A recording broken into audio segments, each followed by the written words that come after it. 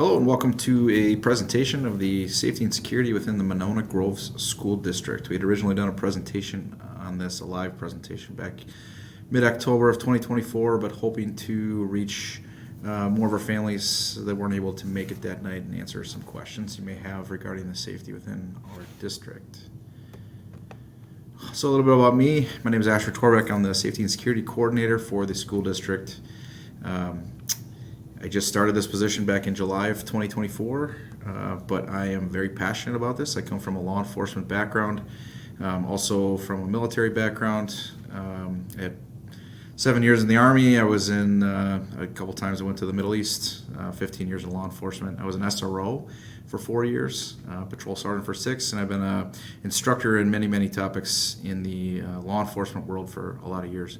11 plus years of instructing the active threat response for both law enforcement officers responding to a scene, but also for schools to react to that, churches, businesses, conferences, things like that. I've been a trainer for a long time in this. Most importantly, though, of everything of this, I'm a dad, and so I understand the impacts that it has when something like this or some safety situation happens within a school, and the anxiety that comes with that for being a parent. So I'm very passionate about this, and hoping that this presentation helps you understand what we're doing here and answer some questions so you know that there is plans.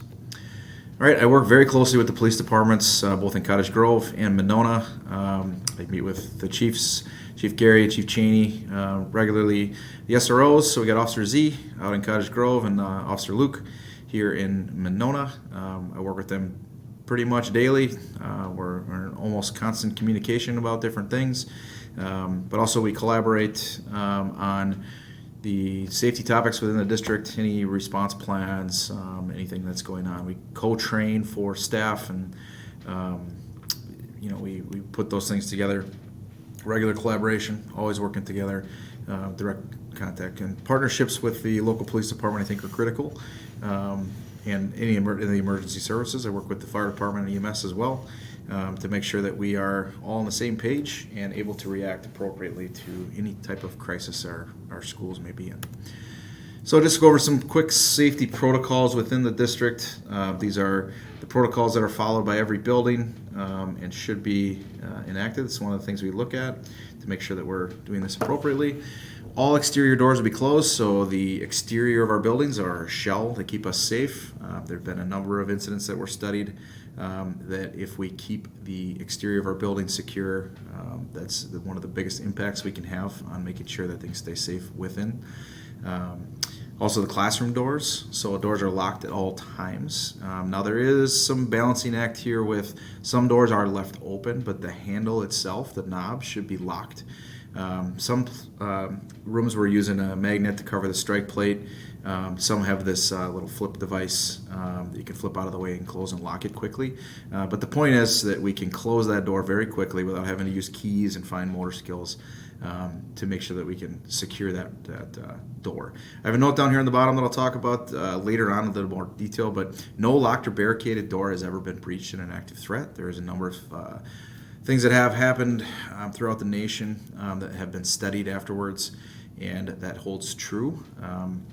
So we really use that as a way to reinforce with staff that we're keeping those exterior doors and classroom doors locked at all times. Any unlocked exterior doors monitored by staff members. So obviously we got to get kids in the morning, we got to get kids out at the end of the day, and we got to make sure that we have staff members there that are monitoring those open doors so we know who's coming into our building. Any visitor that enters must go through the main office and check in. They're only allowed past once they're vetted by the visitor management system. Talk a little bit about the visitor management system. We have it Visitor Aware in Monona Grove School District. So they must sign in to the Visitor Aware system. That system, you create a profile your first time. Some of you may have experienced this already. And that profile, it runs the checks to make sure that there's no like a sex offender or some kind of criminal that's coming in that has child-related offenses. The system has facial recognition, so we can create a profile, have your picture right on there, and we can determine that somebody doesn't try to sign in under somebody else's name, things like that. Just a catch-all to make sure that the right person's signing in at the right time. Once approved, they're given a temporary badge that's printed out and worn, so when they're within the school, we know who they are and have their information there.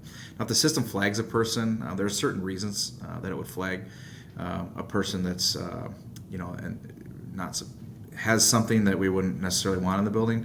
It'll alert the school resource officer in that community, that as well as the building administration, so that they can help intervene and make sure that there's a reason for that person to be in the building or not allow entry. Other benefits are we have building accountability, so we know who's there. If we have any kind of critical incident or a fire evacuation or something like that, that we can create a quick list to know who we need to be accountable for. And then staff can set up appointments ahead of time so that it's easier to sign in. So with this system, they can get them, already entered as an appointment ahead of time, so that it hopefully streamlines the process when they show up.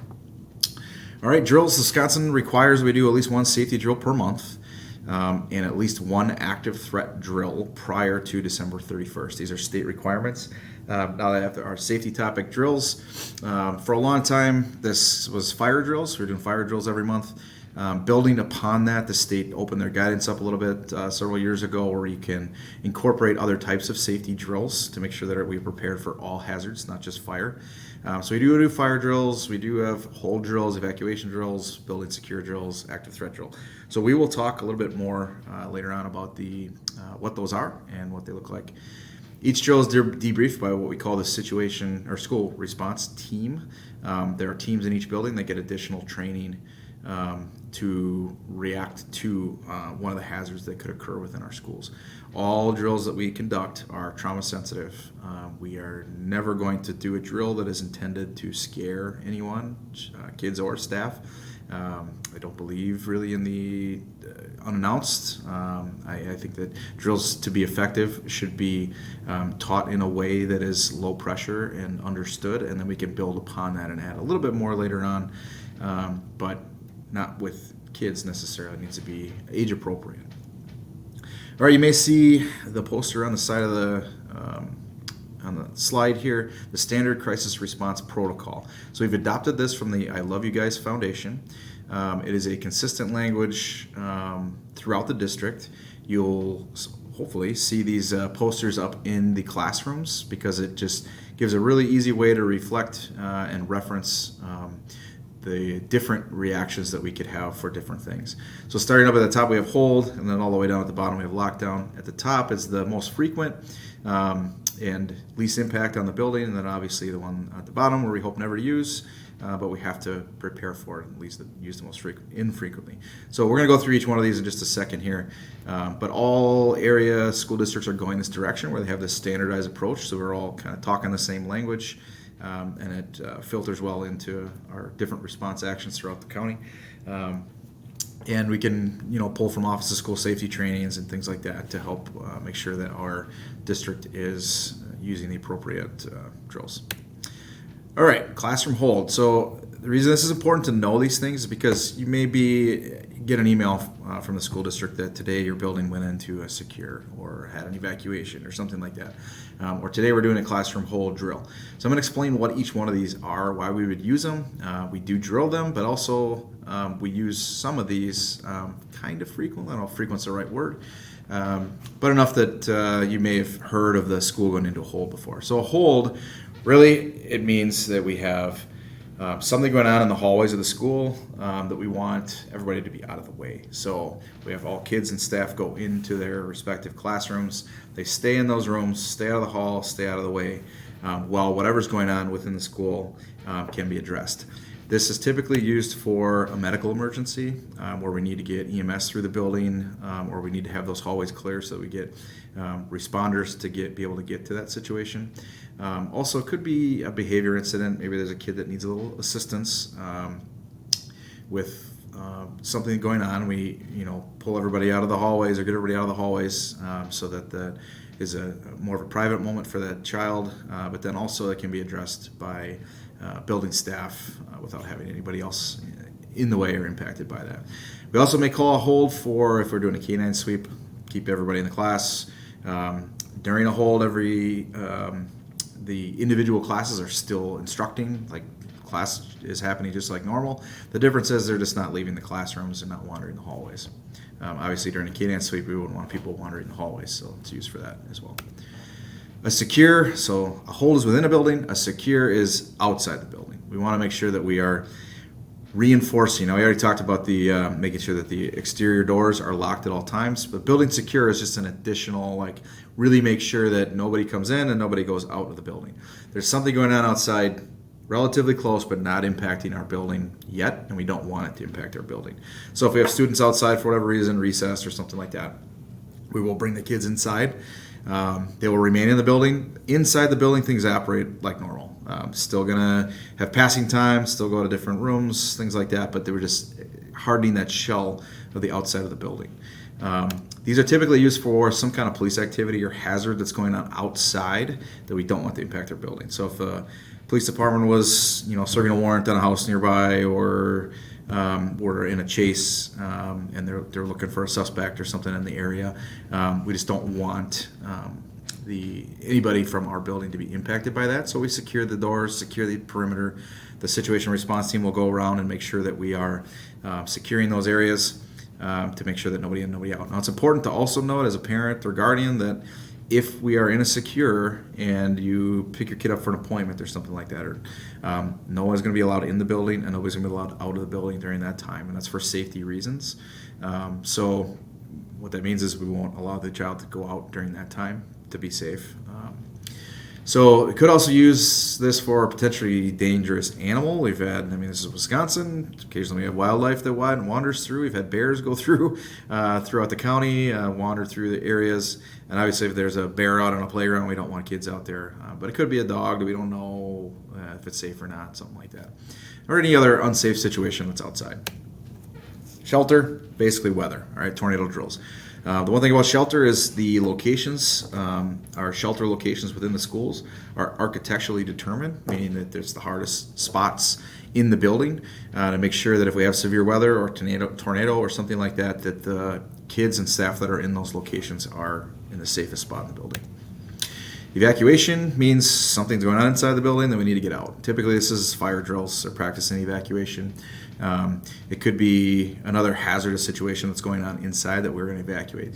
So the guidance to staff and students is they exit the nearest door, they go out to their predetermined locations, get accountability of everybody, and then make sure there's accountability, everybody's out of the building. These are used typically for fire alarms. We drill this with fire drills. It could be power outage. Maybe the power's out and it causes some kind of hazard. It's Wisconsin, it gets cold. Maybe the power generators didn't work or something, and we need to get people out of the building. That would go into there's a whole other system for that. We get buses and bring them to another place where they can be warm. If it's a gas leak, we would evacuate. Don't want to be in the building. And then any other hazard that we determine that we need to evacuate the building for. Lockdown. So lockdown is when we have an active threat that's inside the building. And there is a lot of anxiety around this topic for good reason. It's a very impactful thing, but it's something that we practice and train for quite a bit. And there's a lot of other components that are preparing us and keeping us from experiencing something like that. We have threat assessments and speak up, speak out. Some of these things I'll get into in a little bit. But basically, during a lockdown, we train staff and they also train students on making those decisions on what's best for their safety and empowering them to know that they can make the best choice. And then we talk about how to make those choices and how to best be safe in something like this. So guidance for me is that, from experts in the field, not necessarily just me, that if you do not know where a threat is and the active threat alarm goes off, you should barricade where you're at, okay? And the reason is, we talked earlier about the no locked or barricaded door has been breached. if you don't know where a threat is and you immediately just go to escape, you could potentially run right into it. Or if it's outside the building and you immediately try to escape and run outside the building, and the bad situation was outside trying to get in. Local example was Mount Horeb. If we try to get out, you could potentially run into a situation. So the guidance is, if you don't know where the threat is, to barricade where you're at, because that historically the bad situation hasn't been gotten through a locked door. Now there's a reason behind that. The active threat situations are a timed event from the time it starts until the time somebody gets there to stop it. So law enforcement, we're going to talk a little bit about the quick reaction, but the bad person that's trying to get into a locked door typically doesn't spend the time to try to break through a door, because it's hard to do and it's going to take up time. So if they get to a door and it's locked, historically been moving on.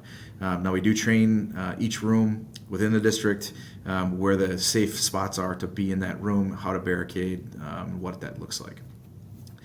Now, if you do know where the threat is and it's close, barricade. Get behind that locked door, stay out of the situation, and keep that bad situation away from you until help gets there. Now, if it's far away, the announcement goes off, you have information that the bad situation's on the other side of the building and you're all the way on the other side, then escape is definitely an option. Now, we open these options up and empower staff to make these choices and how to make these choices so that they do and make a reaction that's best in the situation that they're in. We can't say do this every time, because they might be in different spots in the building, might be different things. So it's just creating that understanding that they can make a decision, and here's the best way to do that. The audio doesn't work on this, so I apologize. But what it sounds like, it says, attention, there is an active threat. Follow the active threat protocol. Now it'll say that in English, and then it'll say it in Spanish, and then it repeats it in English and Spanish. There's building automation. Every building has some fantastic systems. There's clocks that scroll a message. They blink lights on the side to get your attention in case it's a loud space like a gym or something like that. And then they scroll a message with what is happening. It could say if it's a hold, if it's a secure, any of those things, those messages scroll across. Also says lockdown or active threat. When this system is active, so the system is activated in a number of ways. Can do it from phones in each room. Can also do it from a station within the office that automatically activates the entire system. Don't tell you all of the details of that, because some for security reasons we don't put all the information out, but the building systems are all made to act very, very quickly. Security doors are going to release. There are security doors in each building that are held open by electronics, and those electronics will turn off. We test those things to make sure they're working when we do drills, and also at the beginning of the school year. So they're going to release, they're going to close, and they're going to lock. A recorded message plays on all those clocks, and then it'll scroll the message, and it will continue to scroll that message until it is reset. Key card system will be turned off so that nobody can get around the building, and the reason is so that we don't have a bad person try to get further into the building. It's going to stop. Law enforcement do have cards. We have it set up in the system that they have cards that will still work, so the only people that can get around are law enforcement. Now, all that being said, I've been asked before, so I'll address it. You can always get out of the building. The purpose of the security doors is to restrict things from getting further into the building, but you're always able to get out, and that's so that we have people that can escape, and also fire code. We got to make sure that people have the ability to get out of a building if they are in an emergency, they need to get out. So because there's security doors that close and lock, it doesn't stop from inside getting further out. It stops from outside getting further in. There's automated systems that alert the SROs, they alert administrators, district personnel, and it's an automatic message that gets that information out very quickly so that we can get a quick reaction from law enforcement and the building to best be safe. Again, from the time something starts until the time we get help there, that's the important part. So we really focus on what to do in those moments, and the automation really helps us to make sure that those things are happening very quickly. Staff get training on all hazards. We do training in August, and then we reinforce that training throughout the year through drills. We do have building situation response teams that get additional training with me and the building administration, where we go through scenarios and we pre-plan and we train and be prepared for any type of hazard that could happen. The state mandates training for all staff, no violence warning signs, so learning what that looks like, what sort of language that is used that should be reported. It is mandatory for staff to report any threatening language. So if somebody says they're on the playground and I'm going to hurt you or I'm going to harm you, or using stronger words than that, then that is reported and it is looked into through our threat assessment process. We do have monthly safety drills, which we debrief afterwards to make sure that we learn from each one, get better every time, and what went well and what things we can improve on. And again, everything's age appropriate and trauma sensitive. So we have the training that goes out to kids from the staff is appropriate for their age and not overly done for the age that the kid is. Speak Up, Speak Out is a system that's run through the Office of School Safety in Wisconsin. It's actually a pretty cool system. Anyone can report anything so that the school is aware in an anonymous way, that we can get tips. And those tips could be, I'm being bullied, I need help. Could be, I'm feeling like committing self-harm, or I'm feeling like committing harm against someone else. It could be a situation within a class, like this teacher was inappropriate or something like that. All those things can be reported. It's a way to go to be for students, staff, parents, community members to go to be able to report a concern that can be looked into. Now that's monitored 24/7, 365 by a live person, not AI, and that person is going to be able to communicate back to the reporting party to get additional information while simultaneously reaching out to the bucket of people that need to be aware. If it's a threatening situation, law enforcement's aware, made aware immediately, school administration's made aware immediately. If it's a situation that has to do with the school itself, it's a complaint within the school that could go to building administration and district administration. It can always be escalated, so if we get a report and it turns into something a little more threatening when it is looked into, and it's looked into immediately, then we can always escalate and get additional resources if need be. Safe school talk. It's important to bring this up because it's important to know as a parent or guardian that we need to be talking to our kids about what is not appropriate at school. Gone are the days where you're playing on the playground and you can say, I'm going to harm you or I'm going to kill you or something like that. If you say things like that, it's going to get reported. It should be reported. It's mandatory to report it, and it spikes a couple of things that need to happen then. The school, potentially what it is, we could put the school in a hold or even a lockdown situation if it's a threatening comment. We could potentially close school based on that situation. Obviously, students and staff are going to be concerned about what happened. It'll activate the threat assessment process, which is a process that we have working with the Office of School Safety to determine whether the threat is credible or not. There's a triage program, various levels, and it's very involved. There's a team in each building that is conducting those threat assessments.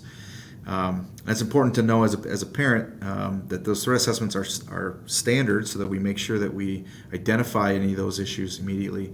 But also if your kid was the one that said it, we're going to be doing a threat assessment process to make sure that there's not a true threat, and if there is, it will be addressed. But we involve parents in that as well, so you know what's going on. Obviously, it could lead to some sort of consequences. There could be suspensions from the school or worse. And then law enforcement is typically involved in a threat, whether they do an investigation, part of the threat assessment process. And if crimes were committed, it could lead to possible charges. All right, now we'll talk about what to do during an incident when something's going on, and what that looks like from a parent standpoint. And so when something's happening, the building is trained to react, the staff members are trained to react, and then emergency responders are trained to react. They're going to show up, they're going to take over the impacted building and address the situation. They know what our plan is, and we work together, we train on it, and the scene must be safe before the next steps can happen. So they'll come in, they'll do what they need to do to make the scene safe. Now, this is the aggravating part as a parent is it takes forever. It feels like it takes forever. And those of you that have ever been in a traffic crash before, called 911, waiting for that emergency help to get there, it feels like forever. But the reason is everything's got to be safe. All right, so we need to make sure that there's no other unsafe situation before the next steps can happen, before we go to a reunification, before we put out information. The District Emergency Operations Team will initiate. We have a crisis response plan, and we begin on that plan.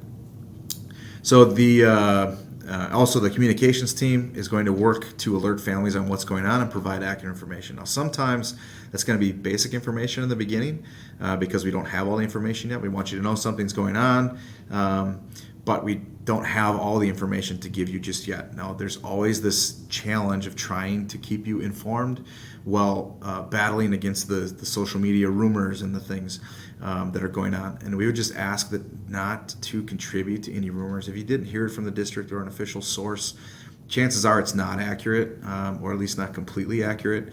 And it's best to just wait for response from the school district. And believe me, we're working as fast as possible to try to get that information out to you. We just have to make sure that it's accurate and correct. So, hard thing to say here, but if we do have a crisis at a building, the best thing you can do is not go to the building. If you go to the building, you're going to add to the chaos that's going on outside. So in an incident that we have law enforcement involved, they have to establish an inner perimeter and an outer perimeter. The inner perimeter contains whatever the situation is and addresses whatever it is. The outer perimeter, their focus is to keep the anything from outside getting into that perimeter. And if you show up to the school, that outer perimeter is going to need additional resources to keep that outer perimeter secure and make sure that nothing else gets inside while they address it. And what that means is it's going to pull different resources that could be helping to move the process along or could be helping make the scene safer inside that are now going to have to pull out and address that. And I'll show you some pictures here what that looks like. And if you look at some of these pictures, these are pictures from incidents that have occurred throughout our country. And you look at all the people that have showed up and think about traffic, think about trying to get ambulances through all this, think about trying to get any additional resources there to help. And I get it, it's a hard ask to tell you to stay home or stay at work or wherever you are and wait for additional information. But if you show up, you're not going to be allowed to get into the scene anyway, and you're going to cause additional resources. And I understand it's a tough thing to say. I'm a parent, I get it too, but you really have to think about the impact of everybody showing up to the school. All right, stay informed. All right, the information is going to be put out as soon as possible through as many means as possible. We have text messages, emails, phone calls, district website, social media. It could be the local news. It could be the police departments have their resources to be able to push information out. So it's going to come out in many, many, many ways to make sure we get as many people alerted to what the information is. Don't add to rumors by speculating or promoting rumors or anything like that. If you didn't hear it from an official source, it's probably not true, or at least not completely true. The district will share a reunification site once the situation is resolved. Now, there's all kinds. I've even heard about people think they know where the reunification site is or something like that. So, a reunification site, we have to establish our system there before we can start bringing kids in. And if we get to the reunification site and determine that there's 150 people there or more already, and we're not prepared for that, we're going to deviate and go to a different site. So it can actually cause more problems where now it's going to take longer because people were there before we were ready for that, and we need to adjust and go to a different facility. I tell you that because if you show up to the reunification site before the district tells you to, it's going to cause problems and cause us to potentially deviate to a totally different situation or a different location and cause that reunification to take even longer. And I know that's a tough thing as well, but I'm just telling you how that's going to work so that you have an understanding of it.